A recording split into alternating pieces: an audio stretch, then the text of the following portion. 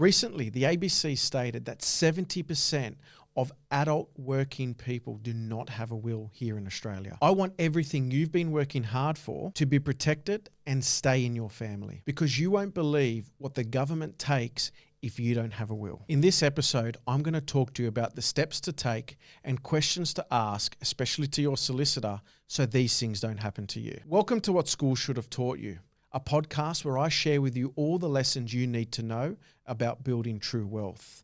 I'm Jeremy Anatzelli, and today we're going to talk about everything you need to know about a will so you don't lose. We're going to discuss about the questions that, should I have a will? What does a will need to look like? Where do I get a will?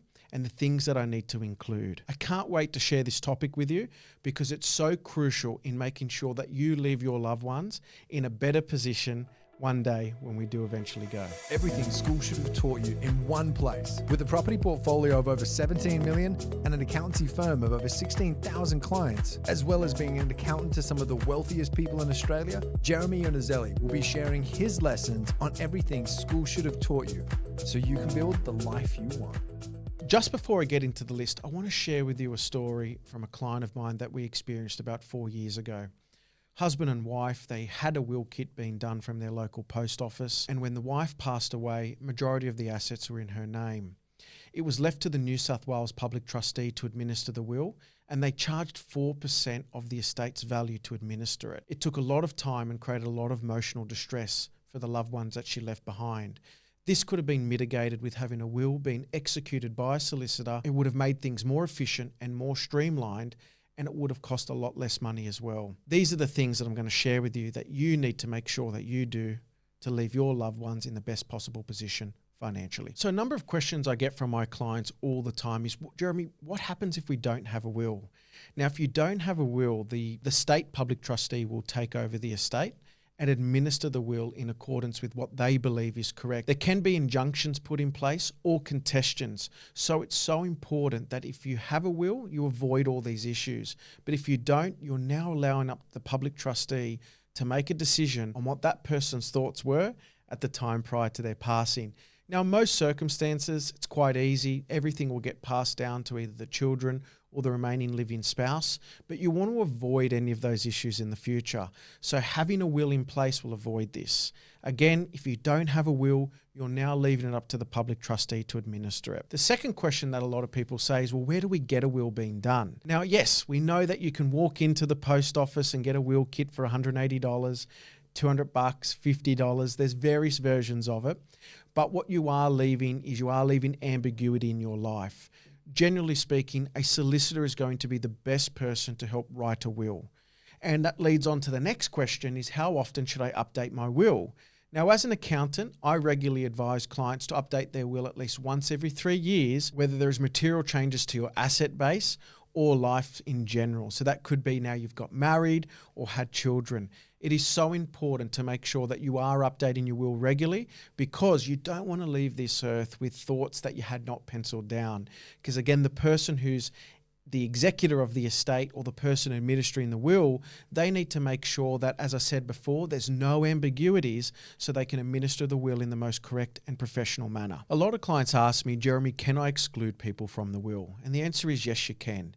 Your will is your last moment in life to tell people how you want your estate to be managed. Just keep in mind that if you do exclude certain people from your will, the will can be contested. And upon the right grounds, and again, a solicitor will advise all this in detail, but upon the right grounds, with the right contestation and the right legalities behind it, the will can be contested successfully, which means that you are leaving things behind to potentially people that you never wanted to. So it's important to make sure that it's documented and explained why this particular person's not getting anything left behind. As I said, it leaves the people that you leave behind in the will enough information so they can correctly administer it the right way. Another thing people ask me all the time is, Jeremy, what is a testamentary trust? Now, if you've tuned into this channel in the past, I've spoken about testamentary trusts and what they are. A testamentary trust essentially is a trust that's established as part of your will. It doesn't come into existence until you pass away, but essentially any of the assets that you own personally roll over to a trust. And it's a great way to administer your assets to the beneficiaries that you wish to leave behind.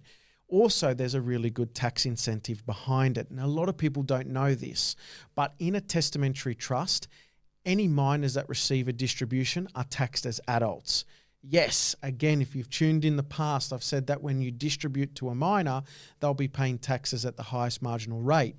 But if you have a testamentary trust and there are minors with inside that testamentary trust where you've said you wish to leave them a yearly distribution, they will be taxed as adults. So in your estate, upon your personal assets rolling over into a testamentary trust, there could be a significant tax advantage for the people that you leave behind. So again, talk with your solicitor on this.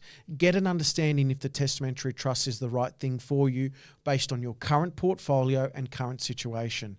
There could be significant tax savings and overall a significant benefit for your family. Now, one of the last questions I get asked is, Jeremy, what happens if I just rack up all these particular debts and die with these debts? Who do they come after?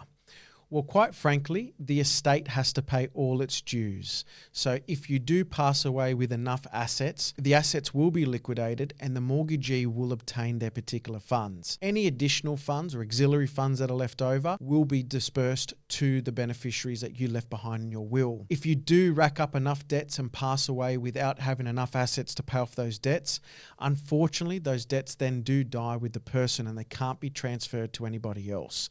Not unless there's guarantees that have been put in place saying that you as an individual are guaranteeing that debt on behalf of the deceased. It's very important that your affairs are always in order. So again, if you do pass away and you do leave your loved ones with a significant amount of liability against the assets that you're leaving behind, then they will be sold and those assets will be used to pay off the debt with the remaining balance going to your beneficiaries. If you pass away with just a significant amount of debt, such as student loans or other loans without any assets tied to it, then the bank is unfortunately losing out on this particular transaction. It has happened in the past, but I don't get to see too many of it because most people do have a lot of their debt under control with assets associated to it. Sold, estate paid, beneficiaries receive the funds. Very important though, you do an estate plan and you document all the assets that you've got.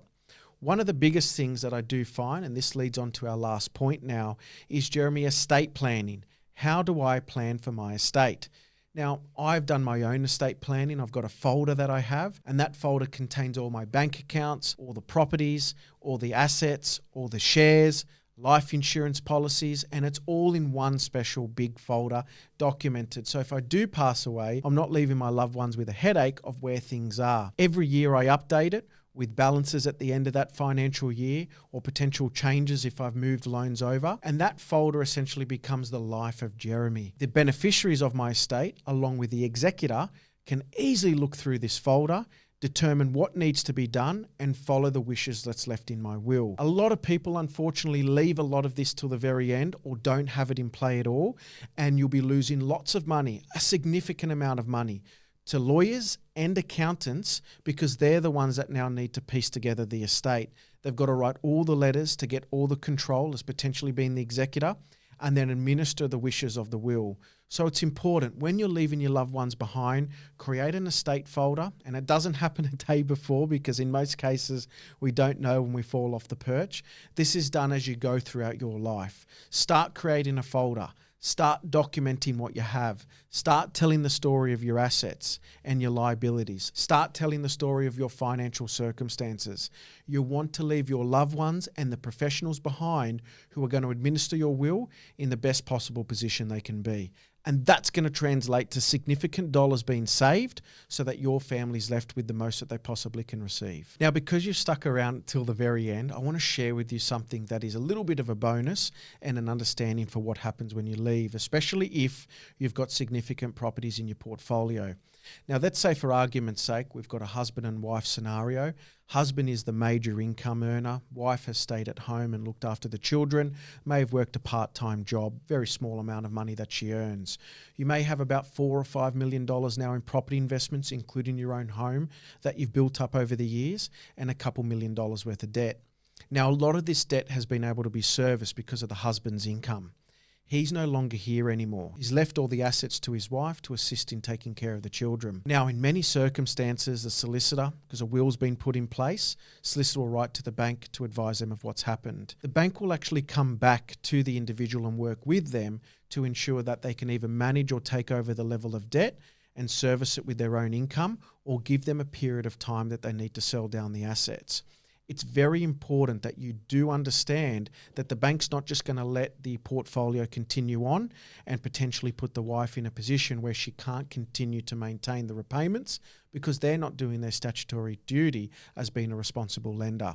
So it's important in a situation like this that if you do leave your loved ones behind with investment assets, which is great, but then on the other side, debt, they need to be able to be put into a position either through maybe a life insurance policy or buffers that you've had to give them some time to be able to administer a sell down approach and pay the taxes accordingly, knock off the debt so that your loved ones are left with an unencumbered portfolio.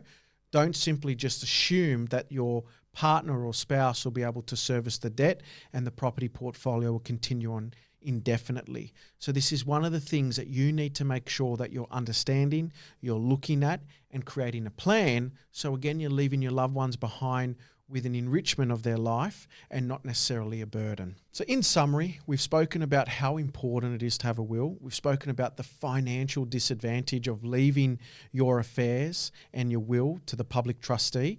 It's important to make sure that you're looking at your will and updating your will regularly, and a solicitor is going to be the best person to help you administer the things that you need to include in your will to get not only the best financial advantage, number one, but potentially the best tax advantage as well. Update your estate on a regular basis. Start creating your folder. Start creating your soft copy documents of your loans, your assets, your bank account numbers, your insurance policy. Leave your loved ones with an enrichment of your life as opposed to a liability. Now, if you're listening on YouTube, don't forget to hit that like and subscribe button. And if you're listening to us on Spotify or iTunes, don't forget to hit follow. I'm Jeremy Anatzelli, and that's what school should have taught you.